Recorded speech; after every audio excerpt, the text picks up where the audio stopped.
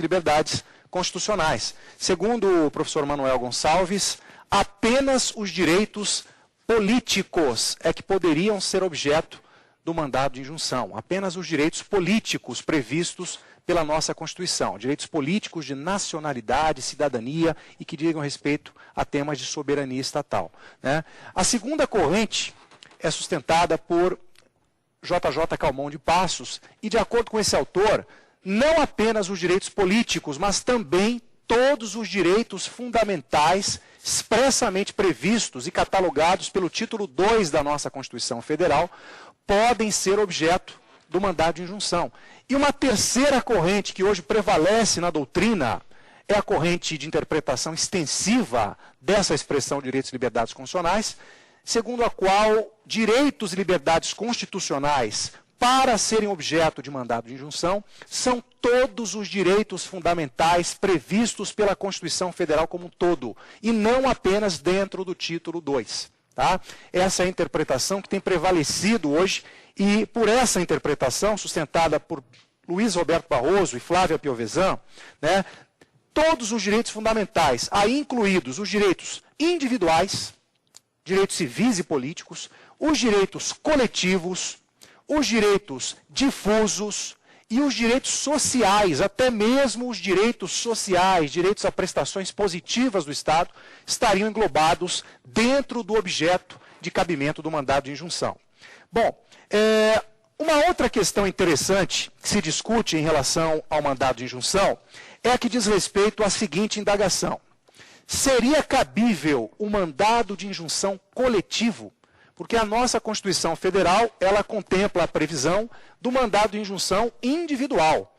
Aquele mandado de injunção que pode ser impetrado por um único cidadão ou por alguns cidadãos em litisconsórcio ativo. Esse é o mandado de injunção individual. A pergunta que se faz é, cabe ou não cabe o mandado de injunção coletivo? Pergunta boa de provas também. Boa. Pergunta sempre recorrente nas provas. E a questão é a seguinte, meus amigos.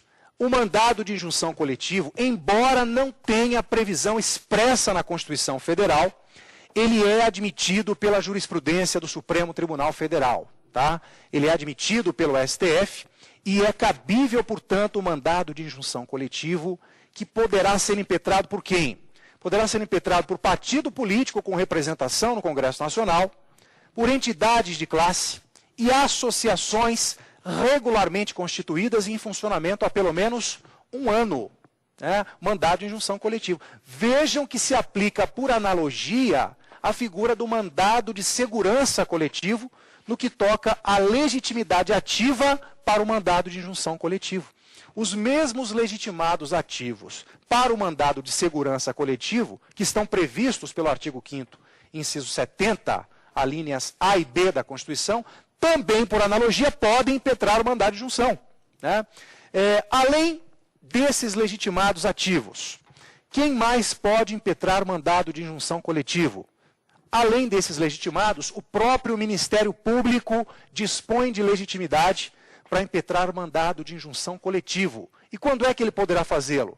Quando os interesses em jogo forem interesses difusos, pertencentes a uma categoria indeterminada de pessoas no seio da coletividade.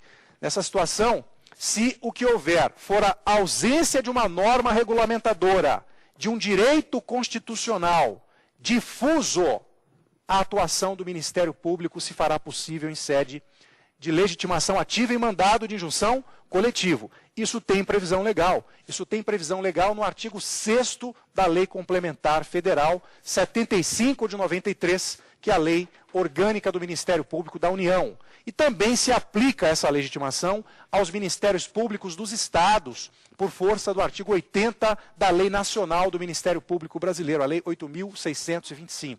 Então, o Ministério Público é mais um dos legitimados ativos para o mandado de injunção coletivo. Eu chamo a atenção dos senhores para a seguinte indagação. No tocante a esse mandado de injunção coletivo, há uma discussão que se trava na doutrina e na jurisprudência no seguinte teor.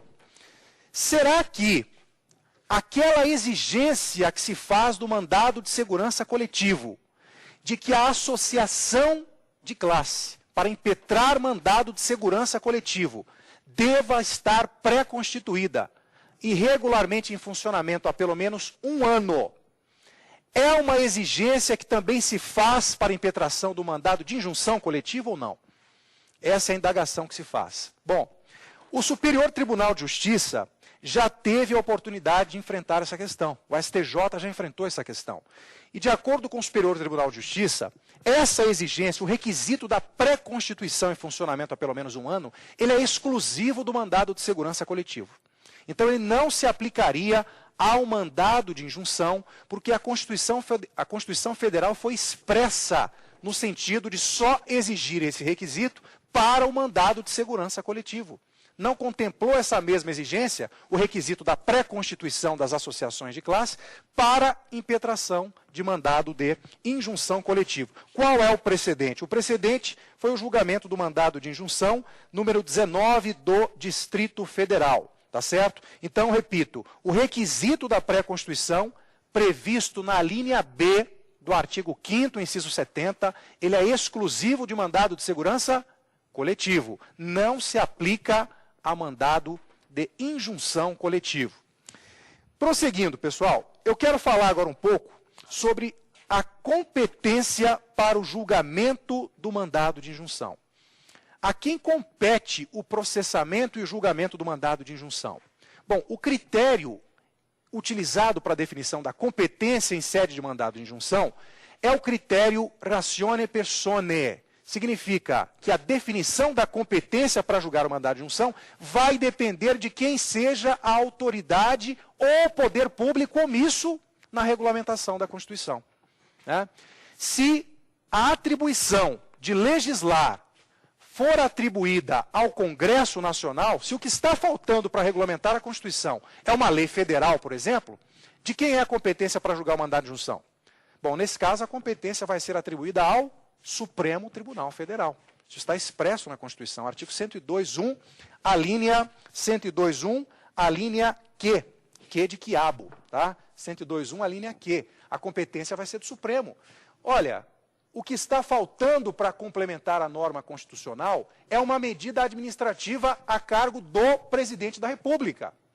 De quem é a competência para julgar o mandado de injunção? Supremo Tribunal Federal. Supremo Tribunal Federal. O que está faltando, professor, é uma providência administrativa que incumbe a uma autoridade federal, a um órgão ou uma entidade federal.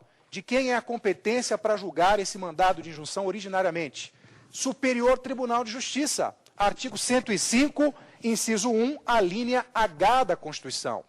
Então, notem, vai depender de quem seja a autoridade ou o poder público omisso na regulamentação da norma constitucional. O critério de definição de competência, portanto, se dá em razão da pessoa encarregada de complementar e efetivar a norma constitucional de eficácia limitada. Meus amigos, o mandado de injunção é uma ação que sempre é confundida com a ação direta de inconstitucionalidade por omissão. Né? Talvez seja essa uma das questões que mais frequentemente são cobradas nas provas de concursos públicos por esse país. As distinções entre mandado de injunção e ação direta de inconstitucionalidade por omissão. Será que tem alguma diferença? Pergunto aqui aos nossos alunos. Existe alguma diferença entre o mandado de injunção e a ação direta de inconstitucionalidade por omissão? Bom, na verdade, essas duas ações, elas têm um certo paralelismo, elas têm algumas coincidências, mas, na verdade, nós vamos ter muitas diferenças entre essas duas ações constitucionais. Vejam, vamos traçar um rápido paralelo aqui. Em primeiro lugar, qual a única coincidência existente entre a ação direta de inconstitucionalidade por omissão e o mandado de injunção como remédio constitucional? Nós temos uma coincidência entre essas duas ações. Ambas as ações se prestam a efetivar as normas constitucionais de eficácia limitada. Elas se destinam a tornar efetivas as normas constitucionais carentes de normas regulamentadoras. Então, elas se destinam a combater o quadro de omissão por parte do poder público na regulamentação das normas constitucionais. Tanto a ADI por omissão como o mandado de injunção visam combater, portanto, a síndrome da inefetividade das normas constitucionais. Agora, tirante esse aspecto, nós vamos verificar que a ADI por omissão e o mandado de injunção possuem muitos pontos de divergência. São ações absolutamente distintas, a começar pelos legitimados para a propositura de cada uma dessas ações. Vejam, na ADI por omissão, legitimados são aqueles previstos expressamente pelo artigo 103 da Constituição Federal. Lá nós temos o presidente da República, mesa do Senado, mesa da Câmara dos Deputados, procurador-geral da República, governador de Estado ou do Distrito Federal, mesa de Assembleia Legislativa ou Câmara Legislativa do DF, enfim, diversos legitimados, partidos políticos com representação no Congresso Nacional, entidades de classe de âmbito nacional, associações de classe, confederações sindicais, estão todos esses legitimados previstos pelo artigo 103 da Constituição. Esse rol de legitimados do artigo 103 da Constituição Federal, ele é um rol restritivo do cabimento da ação direta de inconstitucionalidade por omissão. Vejam que somente as autoridades ou órgãos previstos expressamente pelo artigo 103 podem intentar uma ação direta de inconstitucionalidade por omissão. Nós temos lá os legitimados universais, os legitimados especiais para o ajuizamento de uma ADI por omissão. Né? No mandado de injunção, nós temos um rol de legitimados amplo, porque todo e qualquer cidadão, pessoa física, pessoa jurídica, nacional ou estrangeira, tem legitimidade ativa para a impetração do mandado de injunção, desde que demonstre concretamente que depende da regulamentação daquela norma constitucional para exercer um direito que o texto maior lhe consagra. Né? Então, a legitimação para o mandado de injunção é ampla. Qualquer cidadão, pessoa física ou então pessoa jurídica, que demonstrar capacidade, interesse processual na regulamentação da norma, poderá impetrar esse remédio constitucional. Uma outra diferença entre a ADI por omissão e o mandado de injunção. A ADI por omissão é uma ação abstrata do controle concentrado de constitucionalidade, né, que se destina a aferir a omissão inconstitucional em tese, sem questionamentos de casos concretos durante o seu julgamento. Ela encerra um processo objetivo de controle abstrato da omissão inconstitucional. Não há pretensões subjetivas. Não há direitos individuais, situações jurídicas individuais sendo questionadas dentro de uma ação direta de inconstitucionalidade por omissão. Se destina a aferir, então, a omissão em tese do texto constitucional. O mandado de injunção é uma ação de via concreta. É uma ação concreta, é um remédio constitucional posto à disposição do cidadão para discutir ali, em cada caso concreto, a sua situação particular. Então, nós temos lide. Nós temos pretensões resistidas em mandado de injunção. Nós temos litígio, coisa que não existe em se tratando de uma ADI por omissão. Mandado de injunção, ação concreta, remédio constitucional destinado a viabilizar o exercício de um direito concreto do cidadão, em seu caso concreto.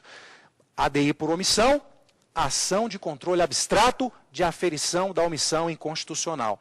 Outra diferença, na ADI por omissão, nós temos efeitos erga omnes à decisão prolatada nessa ação pelo Supremo Tribunal Federal. A decisão é válida contra todos no território nacional. No mandado de injunção, nós temos os efeitos meramente interpartes. Significa dizer que apenas quem impetrou o mandado de injunção é que vai se beneficiar da eficácia de eventual sentença mandamental. Somente ele é que vai poder se beneficiar dos efeitos da decisão que concedem o mandado de injunção. Somente ele, cidadão impetrante do mandado de injunção, vai poder exercer o seu direito constitucional naquele caso concreto. Efeitos meramente interpartes. Uma outra distinção que se estabelece entre a ADI por omissão e mandado de injunção é a seguinte.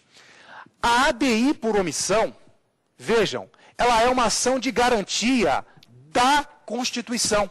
Olha que diferenciação interessante. A ADI por omissão é uma ação de garantia da Constituição. enquanto o mandado de injunção é uma ação de garantia do cidadão. Enquanto a ADI por omissão se presta a tornar efetivas as normas constitucionais como um todo, ou seja, ela se destina a manter a integridade e a efetividade de toda a ordem